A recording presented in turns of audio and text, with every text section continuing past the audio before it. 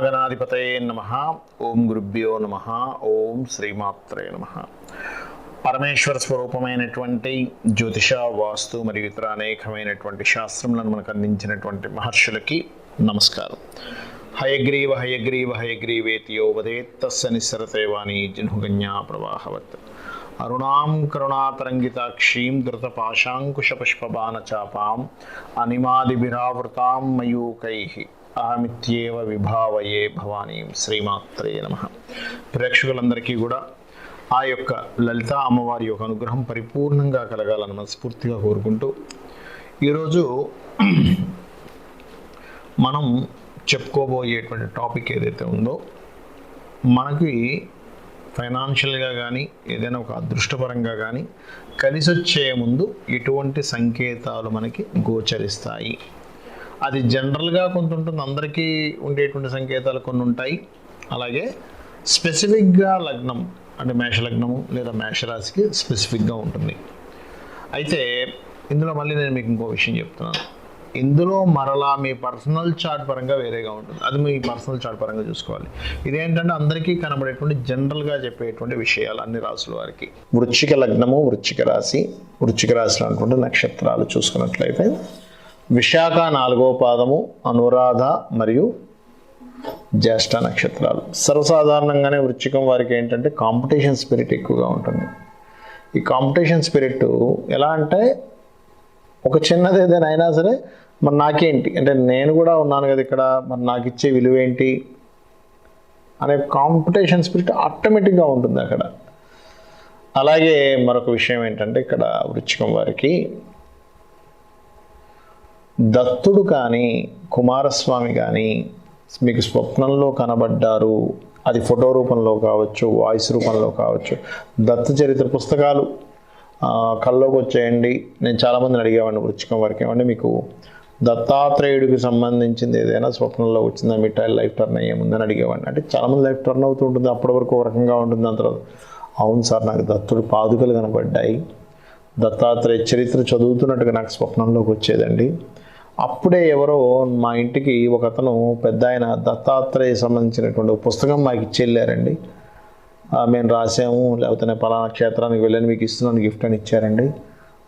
నిజంగా మీరు ఇప్పుడు చెప్తుంటే గుర్తుకొస్తుందని అలాగా దాన్ని గుర్తు చేసుకున్న వాళ్ళని నేను చూశాను.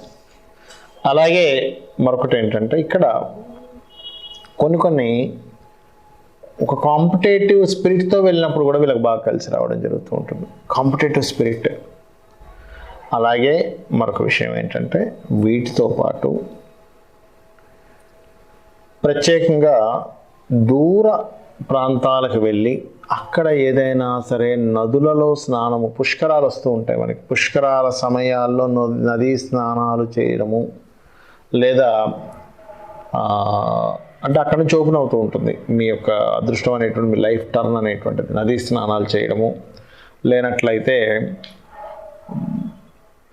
నదీ స్నానాలు చేసినట్టుగా క్షేత్రాలకు వెళ్ళినట్టుగా, జర్నీలో ఉన్నట్టుగా, అంటే జర్నీ చేస్తున్నట్టుగా స్వప్నం వస్తుంటుంది. ఇంకా వెళ్ళరు, జర్నీ చేస్తున్నట్టుగా స్వప్నంలో రావడం కానీ, అక్కడికి వెళ్ళి ఏదైనా సరే అన్నదానం చేస్తున్నట్టుగా స్వప్నంలో రావడం కానీ, ఒక తెల్లటి వస్త్రం ధరించినటువంటి ఒక శ్రీమూర్తి అమ్మవారి లాగా కాంతివంతంగా ఉన్నటువంటి స్వప్నంలో రావడం కానీ, ఇవన్నీ కూడా ఏం జరుగుతాయంటే మీకు లైఫ్ టర్నింగ్ ఇస్తుంది.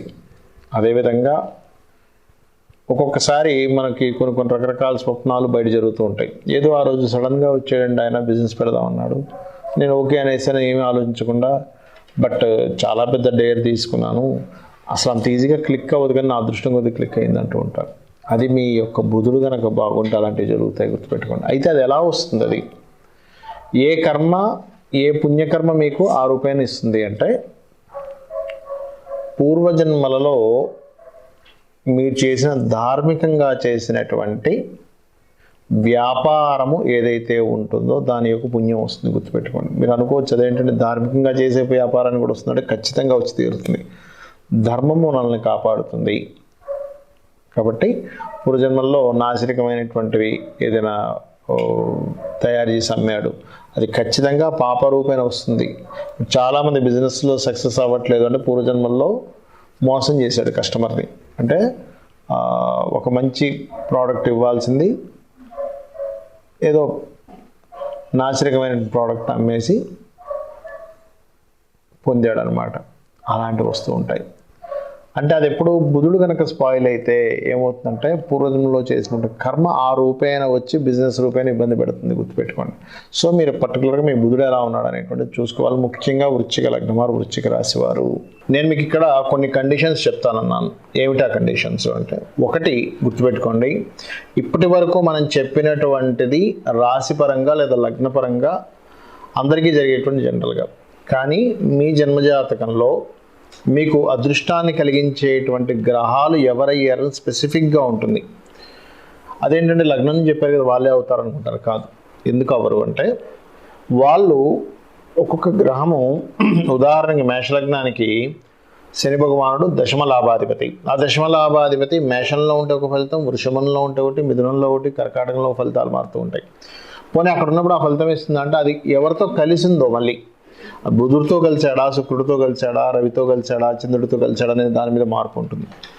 నక్షత్రం వల్ల మార్పు ఉంటుంది. అది ఉన్న నక్షత్రం, అది ఏ నక్షత్రం మీద ఉంది, అది నవాంశలో ఫలాన్ని ఇచ్చేటువంటి ప్రదేశంలో ఎక్కడ పడింది నవాంశలో అనేటువంటివి స్పెసిఫిక్గా ఉంటాయి. అంటే నాట్ ఓన్లీ శని, ఈ నవగ్రహాలన్నీ కూడా. అందుకని ఇప్పటివరకు మనం చెప్పుకున్నవి ఒక ఎత్తు, మీ పర్సనల్ చార్ట్ని బట్టి చూసుకోవాల్సింది ఒకటి ఉంటుంది.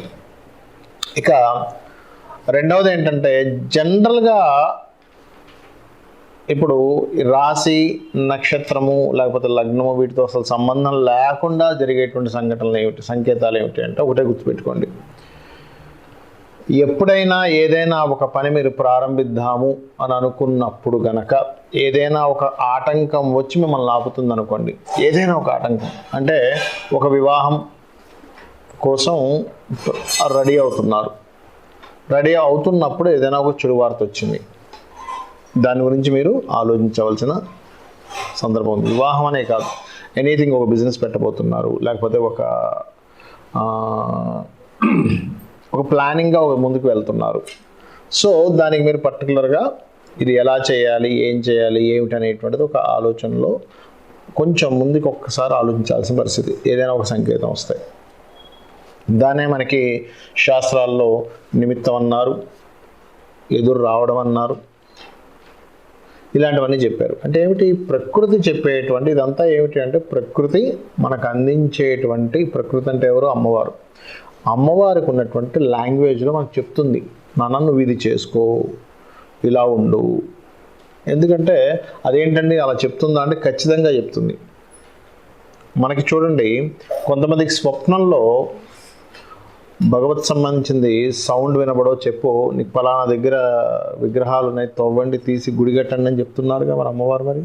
మరి అది చెప్తున్నప్పుడు మన పర్సనల్ రిలేటెడ్ సంబంధించినవి కూడా ఈ సంకేత రూపంలో చెప్పడం జరుగుతూ ఉంటుంది అనే విషయాన్ని మనం అర్థం చేసుకోవాలి. మరి మీకు సందేహం కలగొచ్చేవండి, మరి ఇట్లా ఏదైనా వివాహం కావచ్చు, వ్యాపార సంబంధించిన విషయాలు కావచ్చు, ఏదైనా ప్రారంభిస్తున్నప్పుడు అవి ఏదో కారణం చేత ఆగుతున్నాయంటే అక్కడ ఏదో నష్టం ఉంది అనేటువంటి ఒక సంకేతం అని మీరు చెప్తున్నారు. మరి దాన్ని ఎలాగా క్లియర్ చేసుకోవాలి అంటే, అలాంటి సమయాల్లో మనకు శాస్త్రాల్లో చెప్పినటువంటిది ఏమిటంటే, రామాయణం కానీ, మహాభారతం కానీ, లేదా గజేంద్ర మోక్ష సంబంధించిన ఘట్టాన్ని కానీ మీరు చదువుకున్నట్లయితే, చదువుకున్నా విన్నా ఏమవుతుందంటే, మీకు రావాల్సినటువంటి ఆపద ఏదైతే ఉందో, ఒక ప్లానింగ్ అనుకుంటాం మనం, నేను పలానా బిజినెస్ పెట్టేసి, లేకపోతే నేను పలానా కోర్స్ తీసుకోవాలి, లేకపోతే నేను పలానా విషయంలో ముందుకు వెళ్ళాలి అని, ఎవరితోనైనా కలిసి ముందుకు వెళ్ళాలి. అలాంటి సందర్భంలో మీరు కనుక ఆటంకాలు కలుగుతున్నాయి, కానీ ఆటంకం ఎందుకు కలుగుతుంది, అసలు ఏంటి సంకేతాలని మీకు అర్థం కావట్లేదు, ఒక క్లారిటీ రావాలి.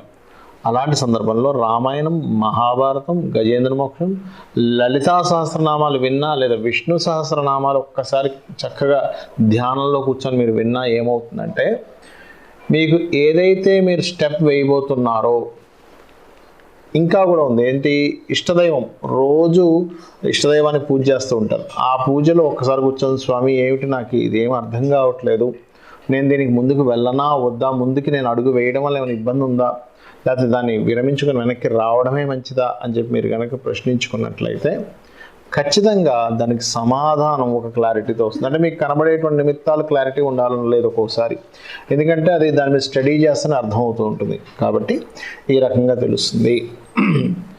అలాగే ఒక్కొక్కసారి ఏం జరుగుతుంటుందంటే, ప్రతిసారి ఆటంకం కలుగుతున్నప్పుడు ప్రతిసారి ఇబ్బంది కలగాలని రూల్ ఏం లేదు. ఒక్కొక్కసారి మీరు అది చేయడం వల్ల మీకు కర్మ తొలగిపోతుంది, అలాంటప్పుడు కూడా ఆటంకం జరుగుతుంది. అలాంటప్పుడు కూడా మీరు కనుక ఒక్కసారి లలిత చదువుకొని ప్రారంభించినట్లయితే మీ ప్రారంభ కర్మ ఆపుతూ ఉంటుంది. అంటే చిన్న ఉదాహరణ ఎలా అంటే, ఒక వ్యక్తికి బాగా కష్టాల్లో ఉన్నప్పుడు, బాబు నువ్వు పలానా దీక్ష తీసుకో, దీక్ష తీసుకున్నాక నీకు రిలీఫ్ వస్తుంది అని చెప్పడం జరిగింది. అతను దీక్ష తీసుకుందాం అనుకునేసరికి ఏదో ఒక ఆటంకం రావడం జరిగేది. అయితే నేను ఏమన్నానంటే, లేదు నువ్వు కర్మ, నీ యొక్క ప్రారంధ కర్మ నిన్ను ఆపుతుంది, దీక్ష తీసుకుంటే క్లియర్ అవుతావు, కాబట్టి దీక్ష తీసేసుకో. అంటే ఇక్కడ నాకు అర్థమైన విషయం ఏంటంటే, మనం ఏదైనా గ్రహ సంబంధించిన దేవతా సంబంధించినటువంటి చేసుకుంటే క్లియర్ అవుతుంది అని అన్నప్పుడు ఆటంకాలు వస్తూ ఉంటాయి. వచ్చినప్పుడు దాన్ని కూడా అధిగమించి మీరు కనుక ఆ యొక్క కార్యక్రమాన్ని పూజో లేకపోతే హోమమనో లేకపోతే జపమనో లేకపోతే ఇంకేదైనా దేవాలయానికి వెళ్ళడమనో చేసినప్పుడు అది ఖచ్చితంగా ఏమవుతుందంటే మీరు పడుతున్నటువంటి ఇబ్బంది నుంచి బయటపడేస్తుంది. కాబట్టి నేను చెప్పినటువంటి ఈ యొక్క విషయాల్ని పరిగణనలో తీసుకొని ప్రతి దాన్ని కూడా మీరు అమ్మవారికి సమర్పిస్తూ మీరు కనుక చేస్తున్నట్లయితే, అంటే ఉదాహరణకి ఏదైనా ఒక ప్రారంభిస్తున్నాము, మీకు సంశయం అసలు ముందుకు వెళ్ళనా వద్దా, జాతకం ఉంటే జాతకంలో చూసుకొని చెప్పొచ్చు, ఏమంటే ఈ వ్యాపారం మీకు పనికి వస్తుంది, ఇది మీకు పనికిరాదు, దీనిలో మీరు ముందుకు వెళ్ళొచ్చు, వెళ్ళకూడదు, ఇలాంటివన్నీ. ఇక్కడ ఏంటంటే మీరు ముందుకి అడుగు వేసేటప్పుడు ఉదాహరణకి ఈ రకంగా సంశయిస్తున్నారు, ప్రతి అడుగు వేసే ప్రతిదీ కూడా ఒక్కసారి అమ్మవారిని స్మరించుకుంటూ స్వామి నీదే బాధ్యత అనుకుంటూ వెళ్తే కూడా మీరు ఎక్కడ వెళ్ళి ఇబ్బంది పడాలో అక్కడ వెళ్ళనివ్వకుండా స్వామివారు అమ్మవారు చూసుకుంటారు. కాబట్టి ఈ యొక్క విషయాల్ని పరిగణనలో తీసుకొని కండిషన్స్ పాటించండి. శ్రీమాత్రే నమః.